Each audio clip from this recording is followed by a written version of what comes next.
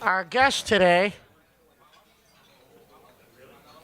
was elected to represent Illinois' 5th Congressional District nearly 4 years ago. Prior to that, he served as Cook County Commissioner. As Paul mentioned, he did his undergraduate work at Roosevelt. He earned his master's degree in public policy at the University of Chicago. And last week, our guest today was appointed to the prestigious Appropriations Committee. He is a graduate of Loyola University School of Law. He and his wife Barbara and daughters Allison and Megan live in Lakeview. Ladies and gentlemen, Congressman Mike Quigley. Congressman. All right. Have fun.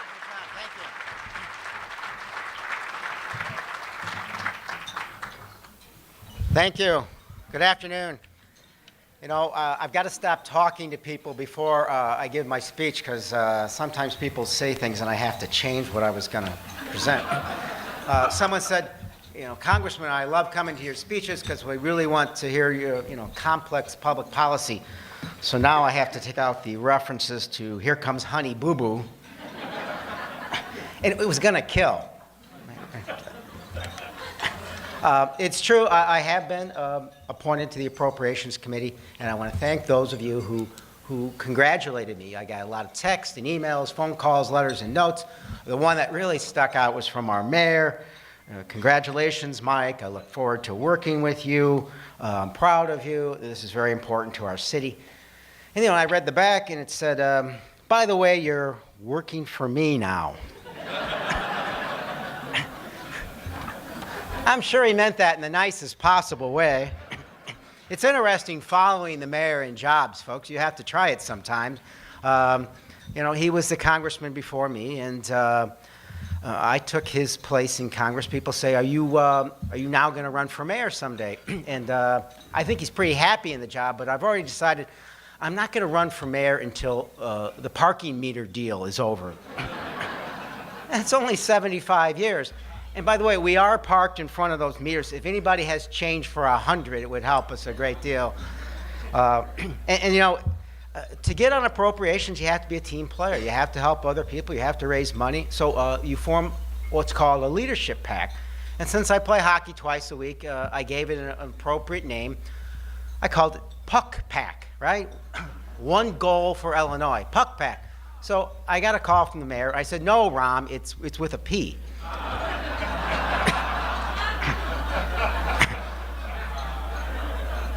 I've discovered when I do stand-up in D.C., I just talk about Rom for 20 minutes, and it just works wonders.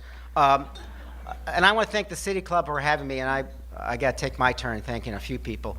At our table, I see Tom Bowen and Pete Giangreco. Now, Tom ran my special election, as well as Bill Foster's, and Pete is a great political consultant, does the mail for everybody. To my friends who want to be the next congressman from the 2nd Congressional District, here's a tip. Hire them, but special elections are not smaller versions of regular elections. You really have to know what you're doing. You have to target your base, and folks like those would be a good start. I see she happens to be sitting here, Jennifer Kohler, who now works for the governor, so she answers to a large python, apparently, these days. I also see my new district director, Marianne LeVar.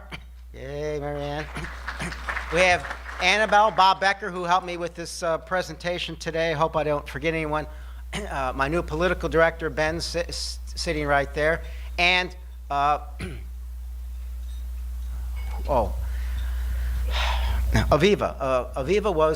Bowen was my district director.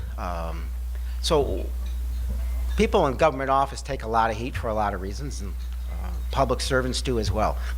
You will rarely find someone who is as hardworking and talented and who cares about what she does as Aviva. So the reason I'm saying this is she's leaving. She's going to go work for the teachers there. So our loss is clearly their gain, and I can be nice to her now. And I know she says she's here to say goodbye, but she's really just here for the lemon cookies. But let's hear it. She deserves all she did for us. And again, I want to thank the City Club. I know when this is over, I get a mug. I have several of these mugs now. I hear that after you get a certain number, you can trade them in for the City Club steak knives, so I'm looking forward to that. It's interesting. I got elected 4 years ago, and a real honor.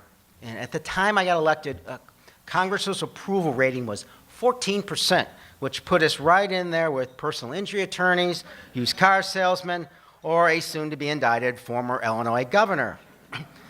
You wonder what it's like coming from Illinois. Hey, folks, I'm the one that hears the jokes all the time on the floor of the House. What did one Illinois governor say to the other Illinois governor? Oh, no. What did one prisoner say to the other prisoner? The food was better here when you were governor. The point being, we were at 14%. And now, through all this work, we're at 8%. And I guess it's not any wonder. The 112th Congress that just concluded was fraught with manufactured conflict, self-inflicted pain, and at times it did feel more like a reality TV show than a legislative body. See, there was the Honey Boo Boo reference. And again, it was going to kill. It seemed like my colleagues would say anything or do anything not to get voted off the island. Welcome to Survivor Congressional Edition. The problem with that kind of programming is it may get good ratings, but it's really bad government.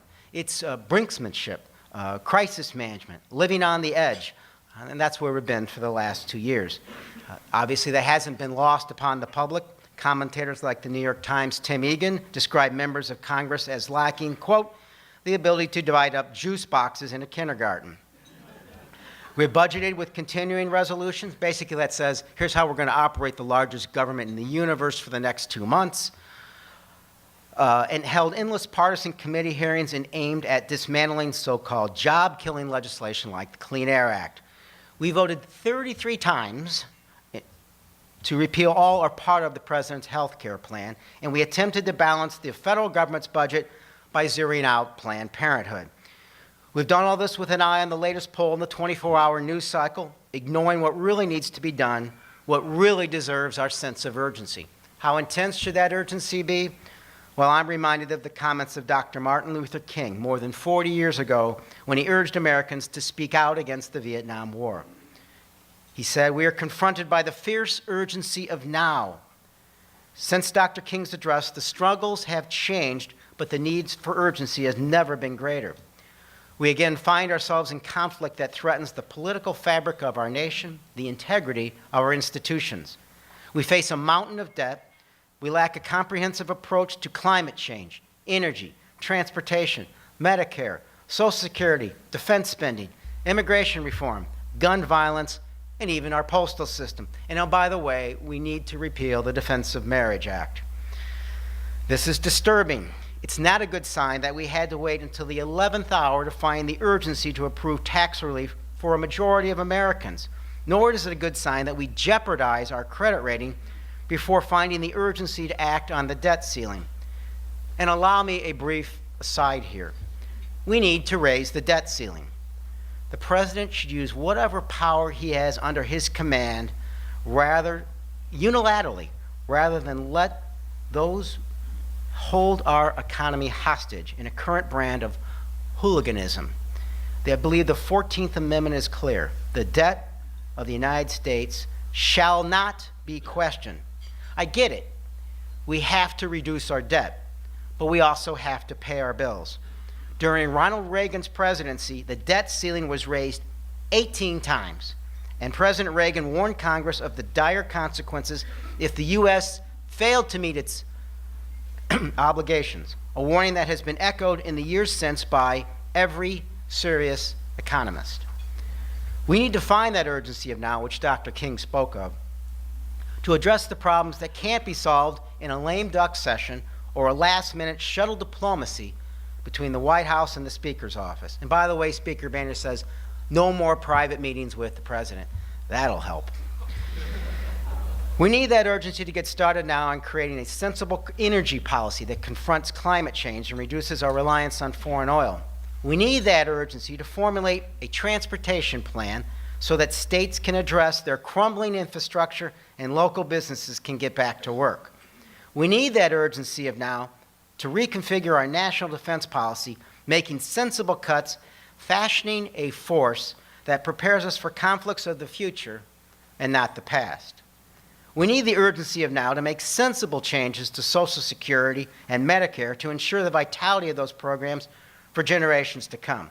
That urgency of now will reward us with a far more sensible environmental policy, good roads, a smarter Defense Department, and a sustainable social welfare system. We will be rewarded with a stable economy and reduced market volatility. Today, we are little more than a month from our next set of manufactured crises, another divisive fight over the debt ceiling. And you'll pardon me from feeling a little bit like Bill Murray in Groundhog Day. I've been there before. And are we really going to go through this again, jeopardizing the national credit rating? Let me tell you what I saw the last night we raised our debt ceiling, folks.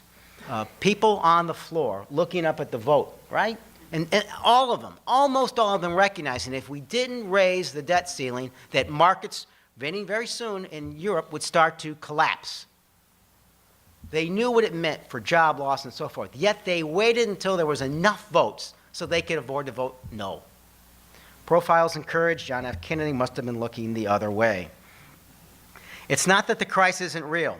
We are borrowing 42 cents for every dollar we spend, so we have to reduce our debt and deficit without stepping on this fragile economic recovery. Toward this end, I signed on the Cooper-Latourette bipartisan budget agreement that would save $4 trillion over 10 years, and my office has authored a comprehensive plan to reinvent government that saves taxpayers several trillion over the next 10 years. I wrote similar reports as a Cook County commissioner. Let me tell you the difference when people used to want me to vote the massive cuts at the 11th hour, even back then. That's not what reinventing's all about. Reinventing looks at government and says, what should we do, how should we do it, and who should do it? If we started over, how would you do all those things? And it's not because government is unimportant or we hate it, or as Grover Norquist said, we want it small enough to drown in the bathtub. Government is important. The heroes of 9/11 were government workers. Government protects us. Government teaches our kids. Government protects us in ways that people only think about when it's actually risked. So we need to get serious about that and think about that in a way that's not at this last moment. The Tea Party has this wrong. The objective should not be to destroy government through these draconian cuts. There is a better way to do that through a systematic thought process that unfortunately there isn't a model for in the current Congress. I'm going back today to vote on one bill, Sandy, the second part of Sandy relief. Tomorrow we have a few votes, and then there's no votes till next Tuesday, the day after the inaugural. So we have maybe 4 days of voting or any kind of activity for the rest of this month. That's not going to get it done. What level of optimism I had was this last level of fiscal cliff voting came about because Speaker Boehner allowed the so-called Hastert rule to be violated. That is, he allowed a bill not supported by a majority of the majority to get on the floor. I have a long set of lists, it's available on our website of how to deal with these cuts in a meaningful, thoughtful way. I recognize that not everybody that I serve with would agree on how to cut defense and social programs to make them sustainable through time. But that's sort of the whole point, is that you have to compromise. Bobby Rush said it best. In D.C., people's view of compromise is that the other guy gives in. It simply can't be that way. When I got there, I talked to Mark Kirk on the floor. He was a member of the House at the time. And he said, everything here gets done in the middle. And he's right. But what really happened is the middle part of this body got pulled over to the right, really by a minority of the minority. Until we end the skewing of that process, you will see the deadlock that's taking place. That's extraordinarily risky for us. So I want to thank you for your time and your interest. It's an honor to be invited to speak before such an accomplished body. As Lincoln said, we can only succeed by concert. It is not, can any of us imagine better, but can we do better? And those words are true today. We have to abandon the dogmas of yesterday to fulfill the promise of tomorrow. We cannot escape history, Lincoln said. We of this Congress and this administration will be remembered in spite of ourselves. Despite the immense challenges that confront us, I believe we have a chance to make history, to solve the myriad of problems, to make a brighter day for generations to come. But to do so, we need to find that urgency of now, that resolve to tackle the big issues and tough problems. I'm honored to serve the people of the 5th District, and I'm excited about the role I can play on appropriations to serve my city, my district, my county. I want to make sure everybody's happy. My region, my state. All of you will be there fighting for you. Through it all, I am still optimistic, but I know what you're thinking. What does that mean? You're a Cub fan. Anybody can have a bad century, okay? And I don't need Bowen and other smart Alex Sox fans reminding me that, hey, we won one championship in 100 years. We're so much better than you.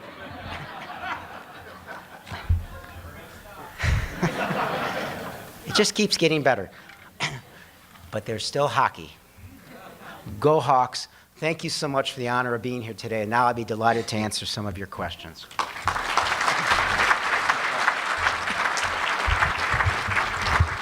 On your table, Alderman Moore, as always, firstest with the mostest. Very good.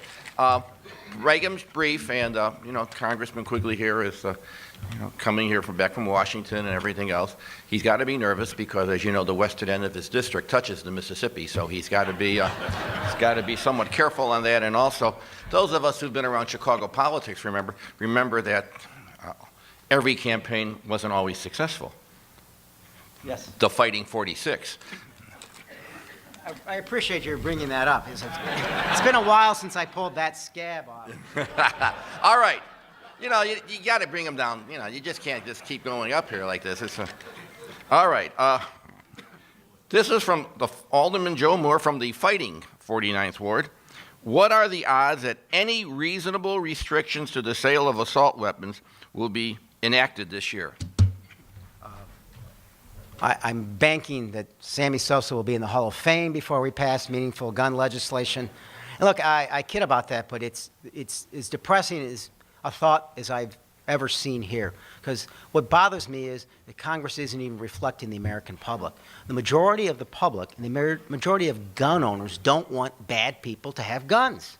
Right? It's like 2/3 of NRA members want background checks. But today, you can go to a gun show in 33 states and buy anything you want. You can be a convicted felon. You could have been adjudicated dangerously mentally ill. You can be a serial spousal abuser. You can be on a terrorist watch list. And let me say, several hundred times a year, people we suspect of being terrorists buy guns at gun shows. And you can go buy anything you want. And oh, by the way, you can buy a weapon meant for warfare with a 30-round clip or a 100-round clip. And I know they wince when I say this, but it is the gospel. When you have an assault weapon with a 30-round clip or a 100-round clip, you're not protecting your home, you're not protecting your business, you're not hunting deer, you're hunting people. Unfortunately, this Congress will not act, and I don't even think you'll see a bill on the floor. A little uplifting answer for a lot of... Mark Ryan Miller coming through is, by the way, watch how the grease on the question, kind of. We got a congressman here. Please name federal programs you can cut to save money or trim. Just pick 3 or 4. Look, I'll just do defense today because I want to be safe. We've been 50 attacks on this country since 9/11, almost 50.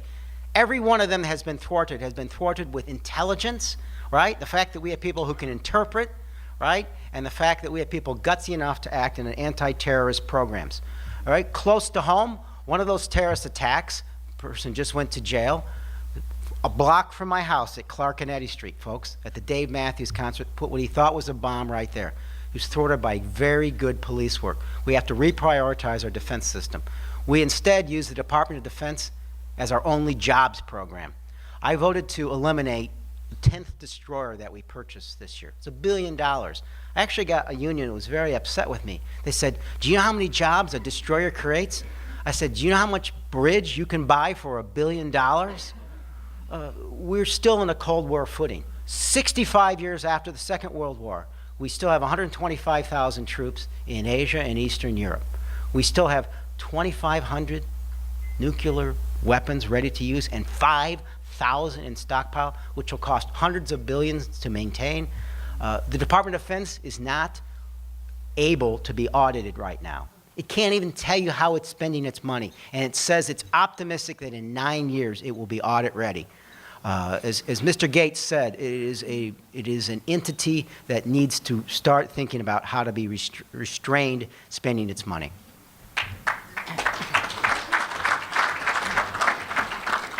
Okay, we have another question on assault weapons from Edward Hoffman. Basically, the last line is the one you should respond to. Why is all the attention and potential legislation being focused on assault weapons and virtually none on handguns? I would assume that's an even tougher road to hoe. Look, let me tell you how the tough road this is. When we were in the majority, when I first got there, 110th Congress, Democrat control of the House and Senate. These incidents that you read about in Chicago every day, but in the nation, once a month or so, extraordinarily tragic, had no effect. We had 0 committee meetings in the 110th Congress, right? So to think that we'll be able to get past the most extreme aspects of gun violence, which to me is who gets guns and what type of guns they have, is wildly optimistic. I remind those folks that the Supreme Court, when they threw out Chicago's handgun ban, the author said, this Second Amendment exists, but it's not like all rights. It's not unlimited. It doesn't mean anyone can have any kind of gun anywhere they want. That made a lot of sense because I watched the debate at the Supreme Court, right, when the Chicago was there making its case. I went through 3 metal detectors.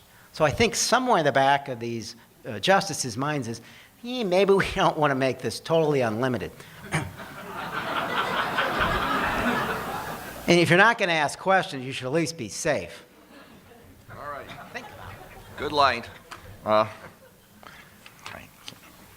got to be careful. I got that table over there. Laurie Miller, last question. Then we can send him on his way to help out the Sandy survivors.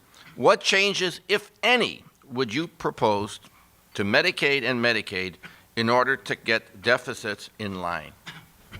Sure. Well, look, there's been questions of whether or not the Democrats would be willing to do anything on entitlement programs and Social Security. I think the president answered that when, during the last debate with discussion with Speaker Boehner in the big compromise that was supposed to be, he put up $400 billion worth of reform cuts in Medicare. He also, in Social Security, talked about chained CPI for the first time, which would reduce the funding gap on Social Security that we're worried about will run out fairly soon by 25%. I think the fundamental difference is, besides it needing to be a well-thought-out plan and not at the 11th hour, as this one will certainly be, is that people like Paul Ryan were talking about competitive bidding on health care insurance that will deal with Medicare and senior citizens, because that'll save money. Well, look, 189% since 1999 in the private sector. It's gone up faster than Medicare costs. There are cuts that save money through reforms of the process and how we deliver healthcare systems. It is the fundamental aspect of how is this process? How do we pay for healthcare? And how do we reduce the underlying costs where a lot of savings can be made versus you're on your own now, folks. Because let's remember, these aren't just numbers on a page. Social Security keeps 35% of senior citizens out of poverty, right?